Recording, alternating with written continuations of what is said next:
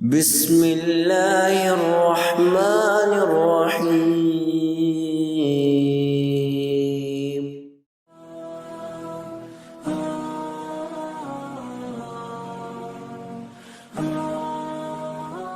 مانگنا ایک اور گناہ یا اللہ رب العزت کی وہ نافرمانی ہے جو کرنے میں بہت آسان ہے لیکن اس کا عذاب بہت سخت ہے۔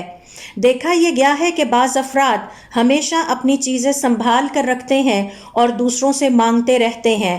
اللہ رب العزت کی اس نافرمانی اور گناہ کے حوالے سے حضور اکرم صلی اللہ علیہ وسلم کا ارشاد ہے، اور جس شخص نے دوسرے شخص سے کچھ مانگا جبکہ اس کے پاس وہ چیز یا مال تھا جو کہ اس کی ضرورت کے لیے کافی تھا، ایسا شخص اپنے لیے جہنم کی آگ جمع کرتا ہے۔ امام غزالی رحمۃ اللہ علیہ اور دیگر اہل علم فرماتے ہیں مانگنا حرام ہے۔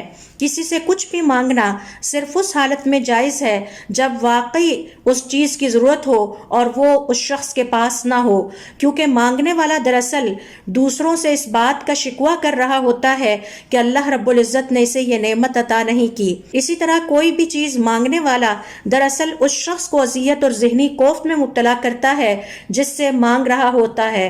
ہو سکتا ہے کہ جس سے مانگا جا رہا ہے وہ دینا نہ چاہتا ہو، لیکن حیا کے باعث وہ نہ چاہتے ہوئے بھی دے دے، اور اس طرح یہ چیز لینے والے کے لیے حرام لینے کے مترادف ہو جاتا ہے۔ ایسا شخص دراصل اپنے لیے جہنم کی آگ جمع کرتا ہے۔